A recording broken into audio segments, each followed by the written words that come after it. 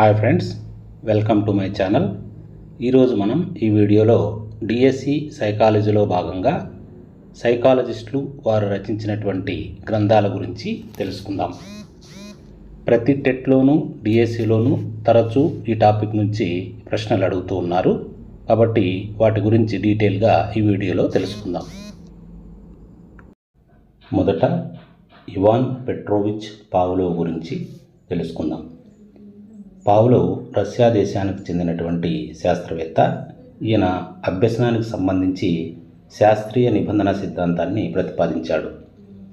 నిబంధనం అనేటువంటి ప్రక్రియను మొట్టమొదటగా పేర్కొన్న వ్యక్తి ఎవరంటే పావ్లోవ్. అంటే ఒక ఉద్దీపనకు అంతకు ముందు లేని ప్రతిస్పందనను రాబట్టడాన్నే నిబంధన అని అంటాం.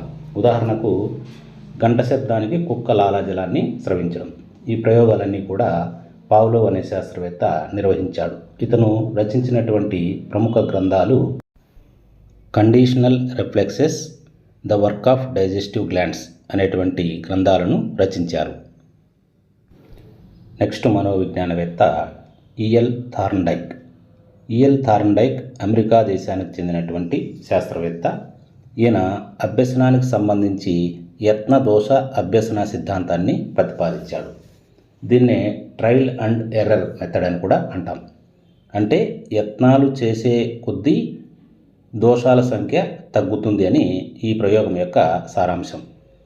అలాగే ఈయన అభ్యసన బదలాయింపుకు సంబంధించి సమరూప మూలకాల సిద్ధాంతాన్ని కూడా ప్రతిపాదించాడు. అంతేకాకుండా ప్రజ్ఞకు సంబంధించి బహుకారక సిద్ధాంతాన్ని కూడా ప్రతిపాదించాడు. అలాగే ప్రజ్ఞను అమూర్త ప్రజ్ఞ, యాంత్రిక ప్రజ్ఞ, సాంఘిక ప్రజ్ఞ అని 3 రకాలుగా వర్గీకరించారు. ప్రజ్ఞను మాపనం చేయడానికి CAVD అనేటువంటి ప్రజ్ఞా పరీక్షను కూడా రూపొందించారు. CAVDలో C అంటే సెంటెన్స్ కంప్లీషన్ అని, A అంటే అర్థమెటిక్ అని, V అంటే వొకాబులరీ అని, D అంటే డైరెక్షన్స్ అని అర్థం. ఇందులో కూడా తరచూ ప్రశ్నలు అడగడం జరిగింది. మరి ఇతను రచించినటువంటి ప్రముఖ గ్రంథం ఏమిటి అంటే animal intelligence, the psychology of learning, the measurement of intelligence, human nature and social order అనేటువంటి పుస్తకాలను రచించాడు. మరి ఒకసారి చూద్దాం. థార్న్డైక్ రచించినటువంటి రచనలు animal intelligence, the psychology of learning, the measurement of intelligence, human nature and social order అనేటువంటి గ్రంథాలను రచించారు. థార్న్డైక్ తన ప్రయోగాల కోసం ఎన్నుకున్నటువంటి జంతువు పిల్లి. ఈ పిల్లిపైన ప్రయోగం చేసి యత్నదోష అభ్యసన సిద్ధాంతాన్ని ప్రతిపాదించారు. నెక్స్ట్ మనోవిజ్ఞానవేత్త ఆల్బర్ట్ బండూరా. ఈయన కెనడాలో జన్మించినటువంటి అమెరికన్ శాస్త్రవేత్త. ఈయన చేసినటువంటి పరిశోధనలు ఏమిటి అంటే సాంఘిక అధ్యయనం, పరిశీలన ద్వారా అభ్యసనం, అనుకరణ ద్వారా అభ్యసనం అనేటువంటి భావనలను బలపరిచాడు. ఆల్బర్ట్ బండూరా రచించినటువంటి రచనలు social learning and personality, principles of behaviour modification, aggression, social learning theory అనేటువంటి గ్రంథాలను రచించాడు. ఏమేమి రచించారంటే social learning and personality, principles of behaviour modification, aggression, social learning theory అనేటువంటి గ్రంథాలను రచించారు. Next Wolfgang Kohler. ఈ కొహ్లర్ గెస్టాల్ట్ వాది. కొహ్లర్, వర్దిమర్, కోఫ్కా వీరి ముగ్గురిని గెస్టాల్ట్ వాదులని అంటాం. ఈయన అభ్యసన బదలాయింపుకు సంబంధించి సమగ్రాకృతిక సిద్ధాంతాన్ని ప్రతిపాదించారు. 1913 నుండి 1919 మధ్య కాలంలో చింపాంజీల తెలివితేటలపై టెనరీఫ్ దీవులలో ప్రయోగాలు నిర్వహించి అక్కడే అంతర్దృష్టి అభ్యసన సిద్ధాంతాన్ని ప్రతిపాదించారు. ఇతను రచించినటువంటి ప్రముఖ గ్రంథం ఏమిటి అంటే ది మెంటాలిటీ ఆఫ్ ఏప్స్, అలాగే ది గెస్టాల్ట్ సైకాలజీ అనేటువంటి గ్రంథాలను రచించారు. Next Koffka. కోఫ్కా కూడా ఒక గెస్టాల్ట్ వాది. ఈయన జర్మన్ దేశీయుడు. ఈయన రచించినటువంటి ప్రముఖ గ్రంథాలు principles of gestalt psychology, growth of the mind. ఈయన రచించిన గ్రంథాలు principles of gestalt psychology, growth of the mind. Next Jerome Bruner. Bruner the process of education అనేటువంటి గ్రంథాన్ని రచించారు. నెక్స్ట్ హెర్లాక్ రచించినటువంటి గ్రంథం developmental psychology. Next Chomsky the logical structure of linguistic theory, language and mind అనేటువంటి గ్రంథాలను రచించారు. The logical structure of linguistic theory, language and mind గ్రంథాలను రచించింది ఎవరు అంటే చోమ్స్కీ. Next Galton అనువంశికవాది. డార్విన్ ప్రతిపాదించినటువంటి సిద్ధాంతాలకు ప్రభావితుడయ్యాడు. అలాగే అనువంశికతకు ప్రజ్ఞకు సహసంబంధం ఉందని తెలియజేశాడు. వైయక్తిక భేదాలను అధ్యయనం చేసిన వారిలో అగ్రగణ్యుడు గాల్టన్ రచించినటువంటి రచనలు hereditary genius, an enquiry into human faculty and its development. ఈ గ్రంథాన్ని 1883లో రచించారు. ఈ రచన వైయక్తిక భేదాలకు సంబంధించినటువంటి మొట్టమొదటి శాస్త్రీయ రచన అనే అంశాన్ని బాగా గుర్తుంచుకోవాలి. నెక్స్ట్ బిఎఫ్ స్కిన్నర్ అమెరికా మనోవైజ్ఞానికవేత్త. ఈయన పావ్లోవ్కు నోబెల్ బహుమతి లభించినటువంటి 1904వ సంవత్సరంలో జన్మించి పావ్లోవ్ సిద్ధాంతానికి భిన్నమైనటువంటి కార్యసాధక నిబంధన సిద్ధాంతాన్ని ప్రవేశపెట్టారు. అంతేకాకుండా కార్యక్రమయుత అభ్యసనాన్ని ప్రతిపాదించారు. అలాగే బోధనా యంత్రాలను అభివృద్ధి చేశారు. ఈయన కార్యసాధక నిబంధన సిద్ధాంత ప్రయోగం కోసం ఎన్నుకున్నటువంటి జంతువు ఎలుక. కార్యసాధక నిబంధన సిద్ధాంతానికి మూలాలు థార్న్డైక్ అంతకుముందే ప్రతిపాదించిన ఫలిత నియమంలోనే ఉన్నాయి. బిఎఫ్ స్కిన్నర్ వాల్డెన్ 2 అనే నవలను రచించారు. అలాగే బియాండ్ ఫ్రీడమ్ అండ్ డిగ్నిటీ అనేటువంటి నవలలో ఆదర్శ సమాజం గురించి తెలియజేశాడు. అలాగే స్కిన్నర్ రచించినటువంటి ఇతర రచనలు ఏమిటంటే the behaviour of organism, science and human behaviour, cumulative record, reflection on behaviour and society, the shaping of A behaviourist, the concept of the reflex in the description of behaviour అనేటువంటి గ్రంథాలను రచించారు. అంతేకాక CB ఫాస్టర్తో కలిసి schedules of reinforcement అనేటువంటి గ్రంథాలను కూడా రచించారు. Next William James America దేశానికి చెందిన మనోవైజ్ఞానికవేత్త. ఈయన కార్యాకరణవాదానికి మూలపురుషుడు. అంతేకాకుండా ఆధునిక మనోవిజ్ఞాన శాస్త్ర పితామహుడుగా చెప్తాం. విలియం జేమ్స్ స్మృతి, విస్మృతి, అభ్యసన బదలాయింపు పైన ప్రయోగాలు నిర్వహించారు. అభ్యసన బదలాయింపును విలియం జేమ్స్ వ్యతిరేకించారు. విలియం జేమ్స్ రచించినటువంటి ప్రముఖ గ్రంథాలు ప్రిన్సిపుల్స్ ఆఫ్ సైకాలజీ, మనో విజ్ఞాన శాస్త్ర సూత్రాలు అనేటువంటి గ్రంథాన్ని రచించారు. నెక్స్ట్ వాట్సన్ అమెరికా దేశానికి చెందినటువంటి మనోవైజ్ఞానికవేత్త, ప్రవర్తనవాద పితామహుడు, పరిసరవాది. ఈయన ఏమంటాడంటే తనకు ఎటువంటి శిశువుని ఇచ్చినప్పటికీ ఆ శిశువును దొంగగాను, రౌడీగాను, చాలా మంచి వ్యక్తిగాను తీర్చిదిద్దగలనని పేర్కొన్నాడు.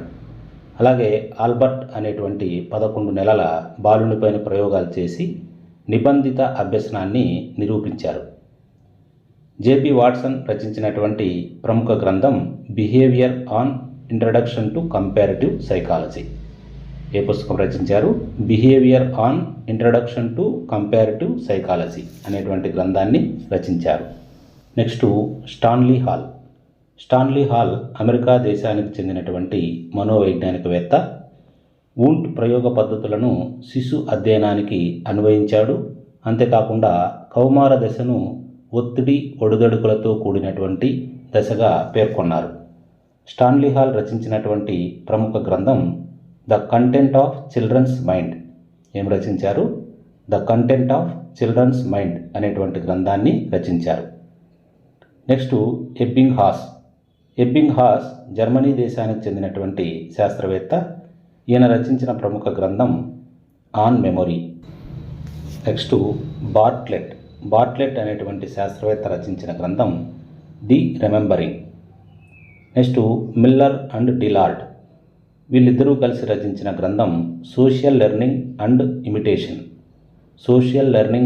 ఇమిటేషన్ గ్రంథాన్ని రచించింది Miller and Dollard. Next Jean Jean పియాజే స్విట్జర్లాండ్ దేశానికి చెందినటువంటి మనోవైజ్ఞానికవేత్త. ఈయన ఒక నిర్మాణాత్మకవాది. జీన్ పియాజే సంజ్ఞానాత్మక వికాస సిద్ధాంతాన్ని ప్రతిపాదించారు. దీన్నే కాగ్నిటివ్ డెవలప్మెంట్ థియరీ అని అంటారు. ఇందులో జీన్ పియాజే ఏం తెలిపారు అంటే, పిల్లవానిలో తార్కిక ఆలోచన అనేది ఎలా అభివృద్ధి చెందుతుంది, ప్రజ్ఞకు కారణమైనటువంటి మూలమేమిటి అనే అంశాలన్నింటినీ కూడా ఈ సంజ్ఞానాత్మక వికాస సిద్ధాంతంలో వివరించడం జరిగింది. మరి జీన్ పియాజే రచించినటువంటి గ్రంథాలు ఏమిటి అంటే, the growth of logical thinking, next the origins of intelligence in children అనేటువంటి గ్రంథాలను రచించారు.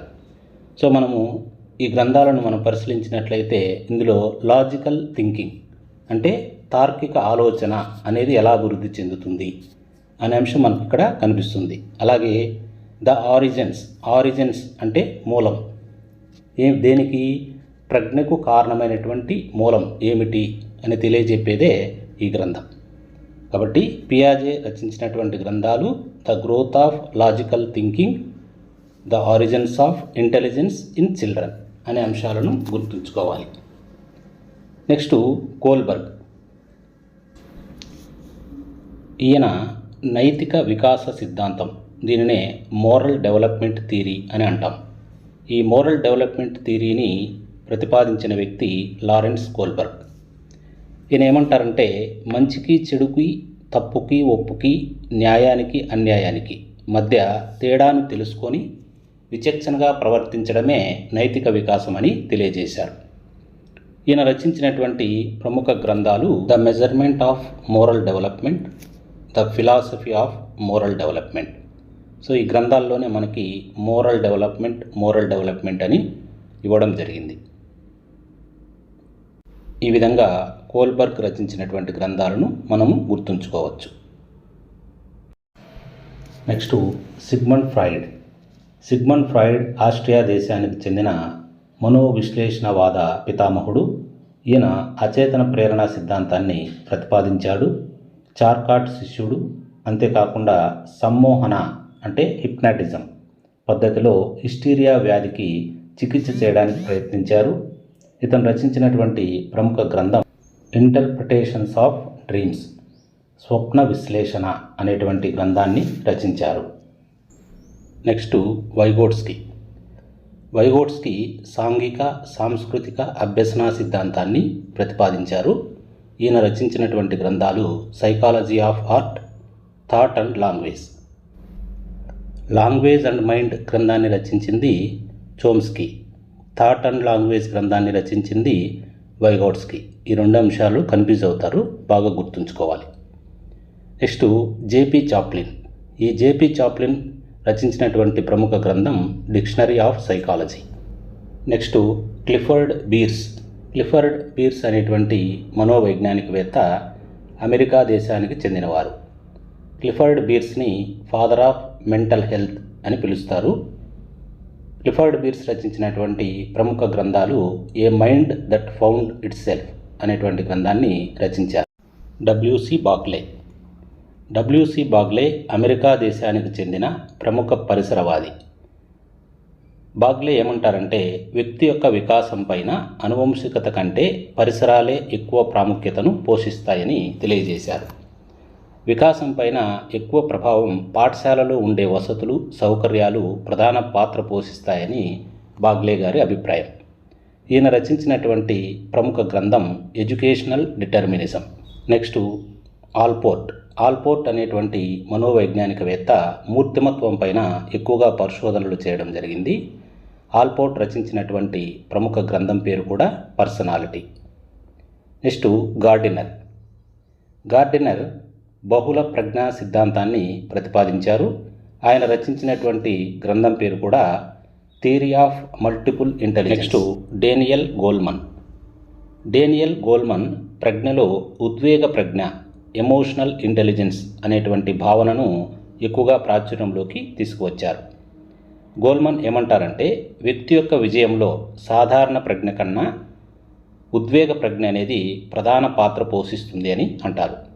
అంటే వ్యక్తి ఏదైనా విజయం సాధించాలంటే 20% సాధారణ ప్రజ్ఞ తోడ్పడితే 80% ఉద్వేగ ప్రజ్ఞ అనేది తోడ్పడుతుంది అని తెలియజేశారు. ఈయన రచించినటువంటి ప్రముఖ గ్రంథం ఏమిటంటే emotional intelligence why it can matter more than IQ, అంటే ఉద్వేగ ప్రజ్ఞ అనేది సాధారణ ప్రజ్ఞ కంటే ఎందుకు ఎక్కువ కాకూడదు అని ఈ గ్రంథంలో గోల్మన్ తెలియజేయడం జరిగింది. Next curl Rogers. Curl Rogers అమెరికాకు చెందినటువంటి మనోవైజ్ఞానికవేత్త. కార్ల్ రోజర్స్ ఆత్మ వికాస సిద్ధాంతము లేదా స్వీయ వికాస సిద్ధాంతాన్ని ప్రతిపాదించారు. అంతేకాకుండా మంత్రణంలో ఒక రకమైనటువంటి అనిర్దేశిక లేదా సహాయార్థి కేంద్రీకృత మంత్రణాన్ని ప్రతిపాదించారు. ఈయన రాసినటువంటి ప్రముఖ గ్రంథం క్లయింట్ సెంటర్డ్ థియరీ, అలాగే on becoming a person. Next make in cattle Galton చేత ప్రభావితుడైనాడు. ఈయన రచించినటువంటి ప్రముఖ గ్రంథం mental tests and measurements. Next Thurstone ప్రతిపాదించిన ప్రాథమిక మానసిక శక్తుల సిద్ధాంతం. దీనినే ప్రజ్ఞా సామూహిక కారక సిద్ధాంతం అని కూడా అంటాం. ఈయన రచించినటువంటి ప్రముఖ గ్రంథం primary mental abilities multiple factor analysis. ఈ ప్రైమరీ మెంటల్ ఎబిలిటీస్ అనేటువంటి సిద్ధాంతము డిఏటిబికి ఆధారమైనటువంటి సిద్ధాంతం. డిఏటిబి అనేది ఒక సహజ సామర్థ్య పరీక్ష. డిఏటిబి అనగా డిఫరెన్షియల్ యాప్టిట్యూడ్ టెస్ట్ బ్యాటరీ అని అర్థం. దీన్నే భేదాత్మక సహజ సామర్థ్య పరీక్షామాల అని అంటాం. నెక్స్ట్ చార్లెస్ స్పియర్మన్ రచించినటువంటి గ్రంథం ది ఎబిలిటీస్ ఆఫ్ మ్యాన్. వీటిని మనం బాగా నేర్చుకున్నట్లయితే డిఎస్సిలో ఖచ్చితంగా 1 లేదా 2 మార్కులు మన జేబులో ఉన్నట్టే. Thanks for watching.